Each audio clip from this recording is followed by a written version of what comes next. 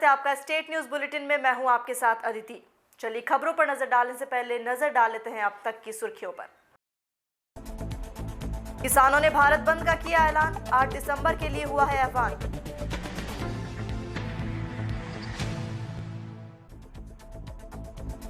किसानों और सरकार के बीच आज 5वें दौर की वार्ता, तीनों कृषि कानूनों को वापस लेने की मांग पर अड़े किसान।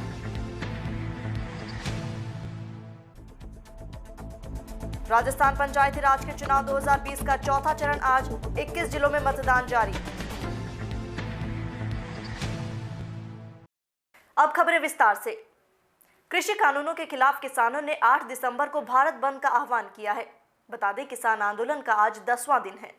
संयुक्त किसान मोर्चा के अनुसार 8 दिसंबर को भारत बंद का आह्वान किया गया है। बैठक में किसानों ने केंद्र सरकार से तीनों कृषि कानूनों को वापस लेने को कहा। किसानों ने कहा कि 5 दिसंबर को देश भर में पीएम मोदी के पुतले जलाएंगे और 8 दिसंबर को भारत बंद का आह्वान करेंगे। किसान संगठनों ने 8 दिसंबर को भारत बंद का ऐलान किया और कहा कि उस दिन दिल्ली के सभी टोल प्लाजा घेरेंगे। आज किसानों और केंद्र सरकार के बीच 5वें दौर की वार्ता जारी है। इससे पहले गुरुवार को विज्ञान भवन में हुई वार्ता बेनतीजा रही थी। अब तक हुई बैठकों में सरकार और किसानों के बीच किसी मुद्दे पर सहमति नहीं बन पाई है। गुरुवार को हुई चौथे दौर की बातचीत में 40 किसानों के प्रतिनिधिमंडल ने सरकार को संसद का विशेष सत्र आयोजित कर तीनों कृषि कानूनों को वापस लेने की सलाह दी थी। चौथे दौर की बातचीत के बाद कृषि मंत्री नरेंद्र सिंह तोमर ने कहा था कि सरकार में कोई अहंकार नहीं है और वो किसानों के मसले पर खुले दिमाग से विचार कर रही है। उन्होंने कहा, बैठक में जो बिंदु उठाए गए सरकार उन पर चर्चा करेगी और अगली बैठक में बातचीत किसी नतीजे पर पहुंचेगी। आज किसानों और केंद्र सरकार के बीच 5वें दौर की बैठक होगी। आज प्रदेश के 21 जिलों में जिला परिषद और पंचायती राज चुनाव के चौथे और अंतिम मतदान जारी हैं।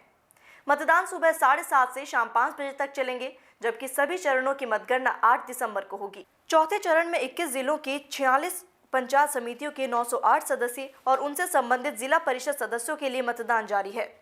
लगभग 18,000 ईवीएम मशीनों का आज इस्तेमाल किया जा रहा है, जबकि 36,000 से ज्यादा कार्मिक चुनाव करवाने में जुटे हैं। चतुर्थ चरण में 7,346 मतदान केंद्रों पर 52,55,889 मतदाता अपने मताधिकार का प्रयोग करेंगे। इसमें 27,12,627 पुरुष, 25,43,244 महिला तथा 18 अन्य मतदाता अपने मताधिकार का इस्तेमाल कर पाएंगे। सिरोही एसीबी के अतिरिक्त पुलिस अधीक्षक नारायण सिंह राजपुरोहित के नेतृत्व में निरंतर घूसखोरों पर नकेल कसी जा रही है। इसी के तहत भीमाना पटवारी गिरधारी दान चारण को 3,000 की रिश्वत लेते रंगे हाथों पकड़ा गया। पिंडवाड़ा तहसील के सांगड़वा के परिवादी मोताराम भील की माने तो पुश्तैनी खेत पर कृषि कनेक्शन हेतु पत्रावली संबंधित मसले पर भीमाना पटवारी गिरधारी दान चारण ने 10,000 रुपए मांगे थे, जिस पर परिवादी ने जैसे तैसे व्यवस्था कर 7 नवंबर को 7,000 रुपए दे दिए। शेष 3,000 रुपए की रिश्वत के लिए परिवादी पर पटवारी द्वारा लगातार दबाव बनाया जा रहा था, जिससे परेशान होकर परिवादी एसीबी की शरण में गया। पूरे मामले पर सिरोही एसीबी ने जाल बिछाकर फंदे में पटवारी को लेकर धर दबोचा।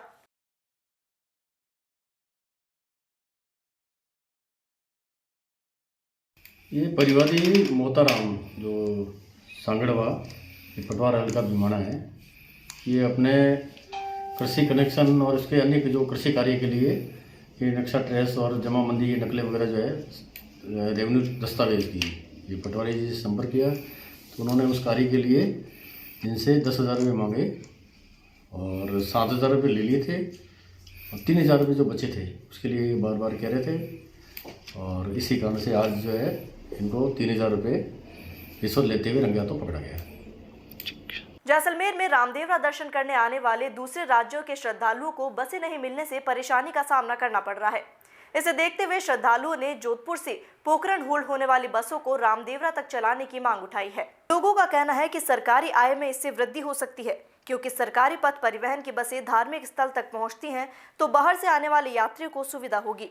आने जाने के लिए इसे देखते हुए कई बार यात्रियों ने पहले भी मांग उठाई थी। लोगों ने प्रशासन से मांग की है कि धार्मिक स्थल तक पहुंचने के लिए प्रशासन को फिर से रामदेवरा तक की सभी बसों को आने के लिए आदेश दें, ताकि रामदेवरा आने वाले श्रद्धालुओं को फायदा हो सके। अलवर के नारायणपुर कस्बे में स्थित ग्राम पंचायत द्वारा सार्वजनिक पार्क लोगों के लिए जन सुविधाओं हेतु बनवाया गया, लेकिन यहाँ नियमों की सरेआम धज्जियां उड़ाई जा रही हैं। एक और ग्राम पंचायत द्वारा सार्वजनिक पार्क पर बोर्ड लगाकर चेतावनी दी गई है कि स्वच्छ भारत अभियान, दीवार और पेड़ पौधों की रक्षा करें, लेकिन इतना होने के बावजूद ग्राम पंचायत नारायणपुर के आला अधिकारियों सहित कर्मचारियों के अनदेखी के कारण सार्वजनिक पार्क के आगे अस्थायी अतिक्रमण कर लिया गया, जिससे राहगीरों को और ग्रामीणों को विभिन्न परेशानियों का सामना करना पड़ रहा है। इसे लेकर अभी तक ना तो किसी का चालान किया गया है, ना ही ग्राम पंचायत द्वारा अस्थायी अतिक्रमण को हटवाने के लिए कोई कार्रवाई की गई है। इसे लेकर ग्रामीणों में आक्रोश है। इस अतिक्रमण को तुरंत प्रभाव से हटाने की मांग उठी है। किशनगढ़ एयरपोर्ट के लिए अच्छी खबर है। किशनगढ़ से अहमदाबाद फ्लाइट के बाद अब 21 दिसंबर से किशनगढ़ से सूरत के लिए फ्लाइट का संचालन शुरू होने जा रहा है। एयरपोर्ट डायरेक्टर अशोक कपूर के अनुसार किशनगढ़ से अहमदाबाद फ्लाइट के बाद अब 21 दिसंबर से किशनगढ़ से सूरत से फ्लाइट शुरू होने जा रही है। कपूर ने बताया कि सूरत से किशनगढ़ के लिए दोपहर 1:50 पर फ्लाइट उड़ान भरेगी, जो 3:10 पर किशनगढ़ एयरपोर्ट पहुंचेगी। इसी तरह किशनगढ़ से 3:40 पर फ्लाइट उड़ान भरेगी, जो 5 बजे सूरत एयरपोर्ट पर पहुंचेगी। सूरत से किशनगढ़ आने में फ्लाइट 1 घंटे का समय लेगी, जबकि किशनगढ़ से सूरत जाने में 1 घंटा 20 मिनट का समय लगेगा। यात्री ऑनलाइन टिकट की बुकिंग कर सकते हैं। किशनगढ़ से सूरत और सूरत से किशनगढ़ फ्लाइट का किराया 2500 रुपये रखा गया है।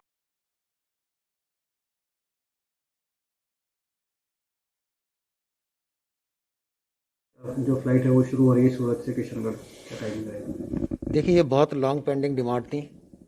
बहुत दिनों से सूरत की फ़्लाइट चलने के लिए हम लोग इंतज़ार कर रहे थे स्टार एयरलाइंस की। आखिर 21 दिसंबर से ये फ़्लाइट को चलने का हमने इसका अप्रूवल दे दिया है। डीजीसीए से इनका स्लॉट भी अप्रूवल हो गया है।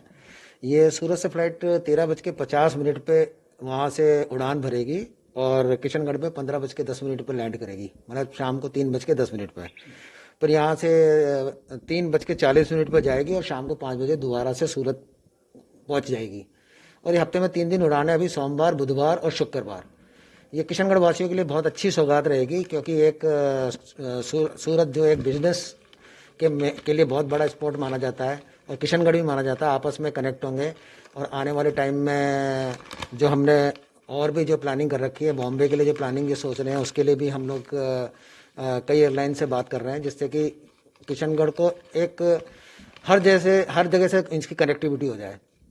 सर, यात्री वार की अगर बात की जाए तो किशनगढ़ एयरपोर्ट पर भी लॉकडाउन के बाद में किस तरह से? लॉकडाउन के बाद में निरंतर किशनगढ़ में फ़्लाइटें भी बढ़ रही हैं। देखिए, जो हमारा 25 मई से जो लॉकडाउन के बाद जो फ़्लाइटें स्टार्ट हुई थी, किशनगढ़ राजस्थान के अंदर, किशनगढ़ के में जयपुर के बाद सबसे ज़्यादा फ़्लाइटें चल रही थी।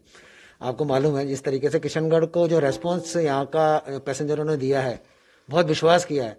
कोविड से रिलेटेड जितने भी हमारे को जो भी हमको उपाय करने थे, सारे के सारे हमने वो लिए हैं सारे। और उसके बाद जो पैसेंजर का लोड है वो करीब करीब एयरलाइंस के हिसाब से बिल्कुल ठीक चल रहा है। आज की तारीख में हमारे पास हैदराबाद, अहमदाबाद, इंदौर, दिल्ली ये रेगुलर फ्लाइट्स आ रही हैं। और ये हमारे 5वीं सूरत फ्लाइट भी कनेक्ट हो रही है, जो बेलगाम तक भी जाएगी आगे तक। यही फ्लाइट आगे बेलगाम भी जाएगी और उनकी जो इंदौर वाली फ्लाइट है वो भी बेलगाम को कनेक्ट करती है। तो जो सूरत वाली जो फ्लाइट जो आएगी उसका यात्री भार किस तरह से किराया वगैरह रखें? जोधपुर के तिवरी में शुक्रवार देर शाम इंदिरा कॉलोनी के पास रेलवे क्रॉसिंग पर मालगाड़ी का इंजन खराब हुआ, जिससे 1.5 घंटे तक आवागमन बाधित रहा। रेलवे क्रॉसिंग पर मालगाड़ी के अटक जाने से दोनों ओर वाहनों की लंबी लंबी कतारें लग गई। ऐसे में जाम में फंसे वाहन चालकों को भारी परेशानियों का सामना करना पड़ा। करीब 1.5 घंटे बाद जोधपुर से नया इंजन तिवरी पहुंचा और मालगाड़ी को लेकर रवाना हुआ। ये मालगाड़ी जैसलमेर से जोधपुर की ओर जा रही थी। मालगाड़ी जोधपुर के लिए रवाना हुई, तभी मार्ग सुचारू हुआ। फिलहाल स्टेट न्यूज बुलेटिन में इतना ही। खबरों के लिए लगातार बने रहिए डीपीके न्यूज के साथ। नमस्कार।